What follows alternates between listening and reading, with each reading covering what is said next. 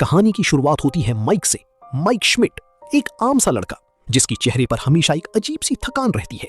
एक ऐसी थकान जो किसी बीमारी की वजह से नहीं बल्कि एक ऐसी पुरानी याद की वजह से है जो उसे हर रात सोने नहीं देती। सालों पहले जब माइक एक छोटा बच्चा था तब उसके सामने उसके छोटे भाई गैरेट को कोई एक गाड़ी में डालकर चुरा ले गया था। माइक उस दिन कुछ नहीं कर पाया, वो बस खड़ा देखता रह गया।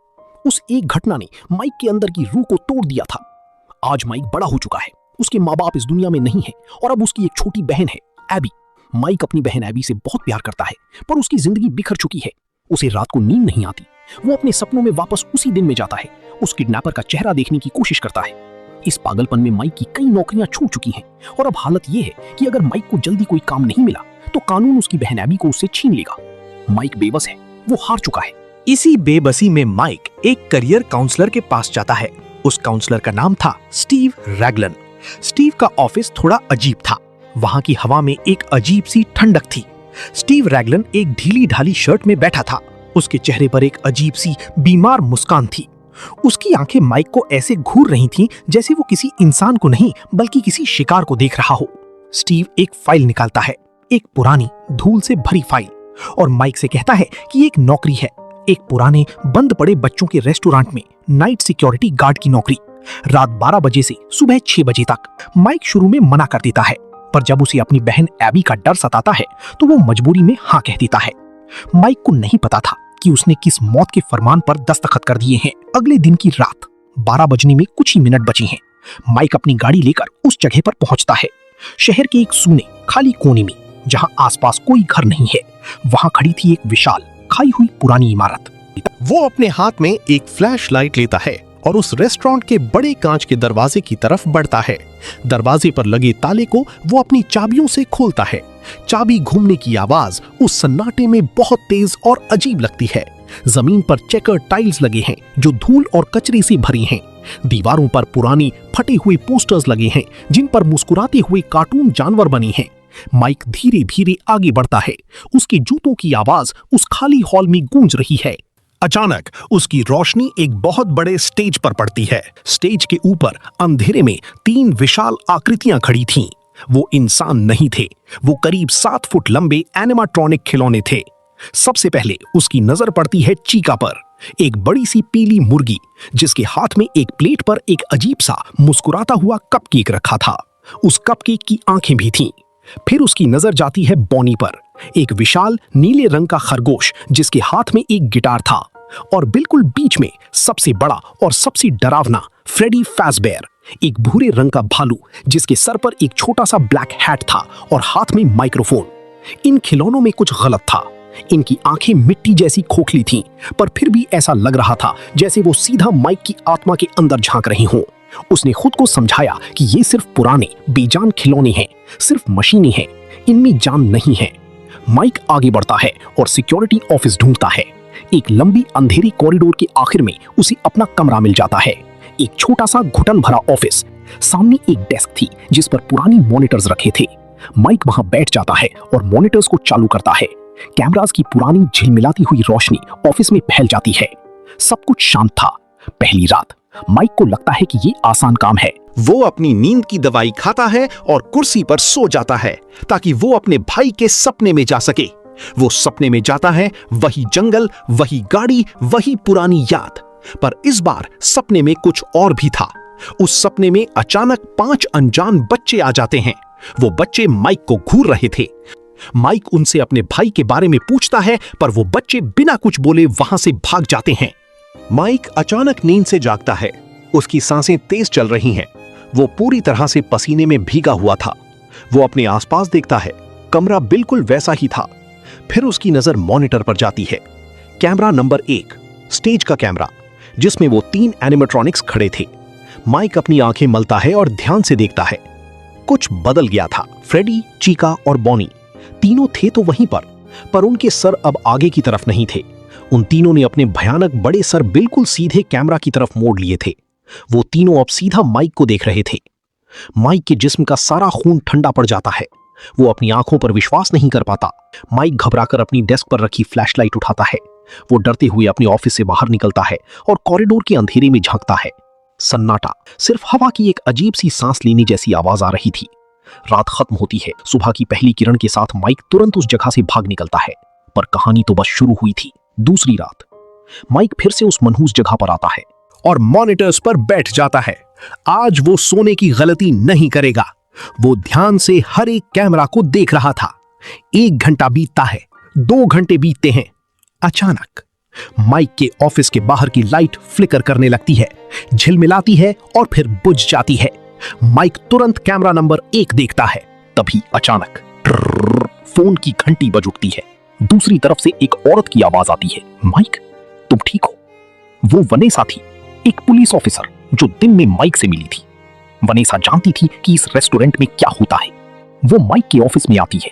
जब माइक उससे पूछता है कि ये सब क्या है, तब वनेसा जो राज खोलती है, वो राज सुनकर आपकी रूह कांप जाएगी। वनीसा बताती हैं कि बरसों पहले 80 के दशक में इस रेस्टोरेंट में 5 बच्चे एक साथ गायब हो गए थे।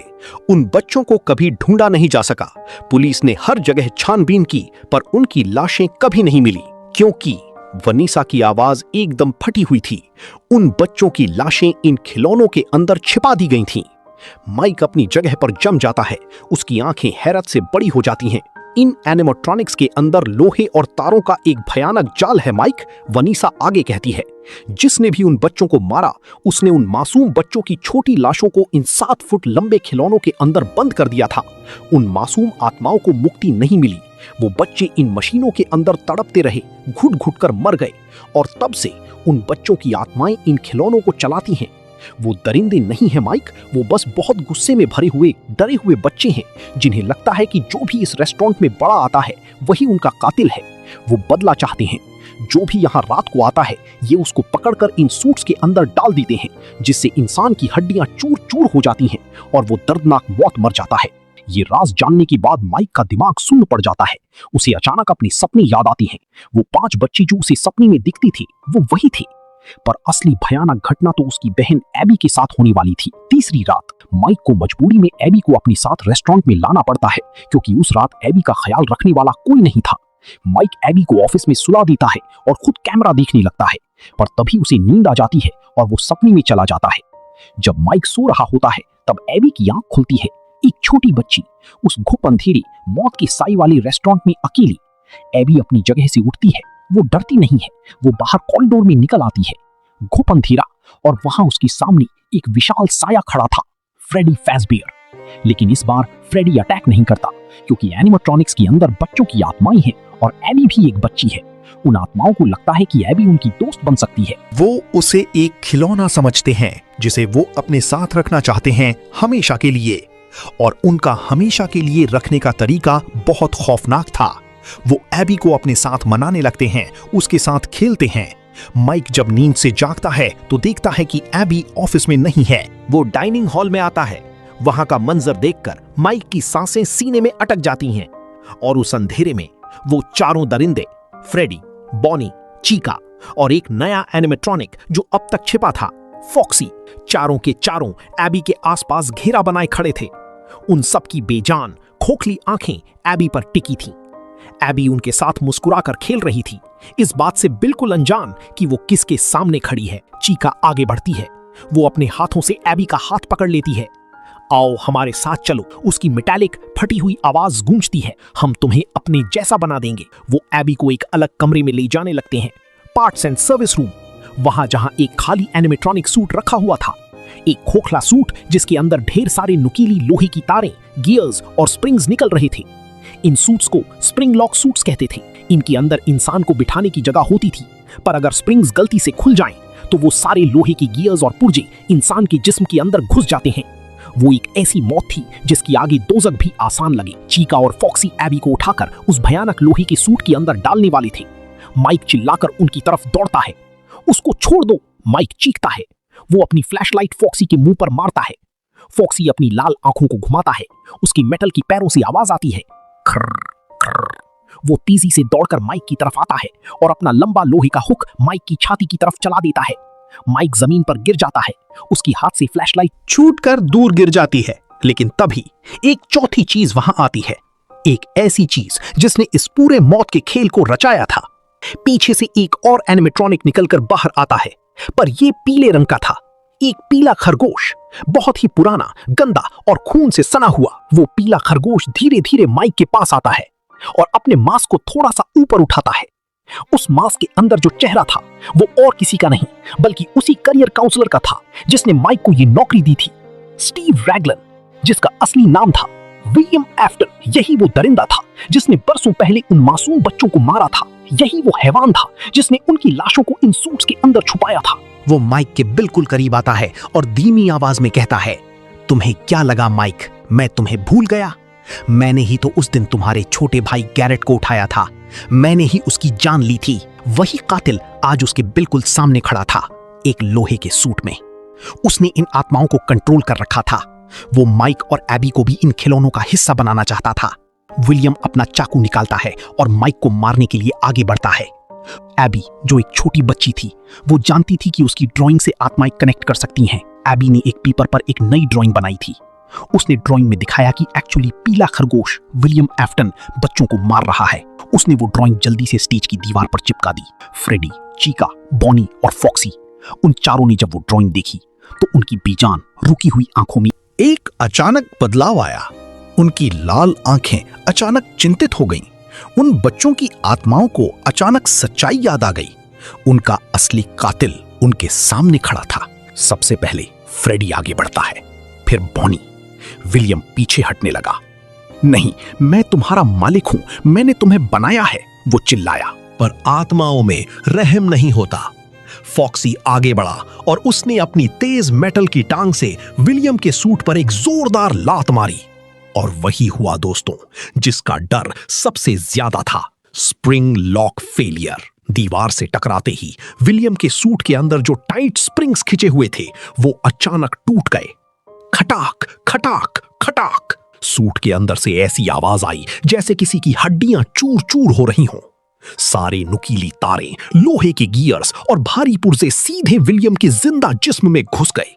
उसने खून से भरे मुंह से अपनी आखिरी लाइन कही, आई ऑलवेज कम बैक। और उसके बाद फ्रेडी और बाकी खिलौने उसके तड़पते हुए जिस्म को उठाकर उस पार्ट्स एंड सर्विस रूम के सबसे अंधेरे कोने में घसीट कर ली गई। दरवाजा बंद हो गया। माइक ने जल्दी से एबी को गोद में उठाया और उस भयानक जगह से बाहर की तरफ भागा। फ्रेडी फाज़बियर्स पिज्जा हमेशा के लिए उसके गुनाहों और आत्माओं के साथ बंद हो गया। लेकिन दोस्तों, क्या वाकई सब खत्म हो गया? विलियम एफ्टन ने कहा था कि वो वापस आएगा और समय ने बताया है कि बुराई कभी पूरी तरह नहीं मरती, वो बस एक नया रूप ले लेती है, एक नए डर के रूप में। अगर आप इसके आगे की कहानी सुनना चाहते हैं और गहरे अंधेरे में जाना चाहते हैं तो कृपया बताएं। Reply continue for the next part.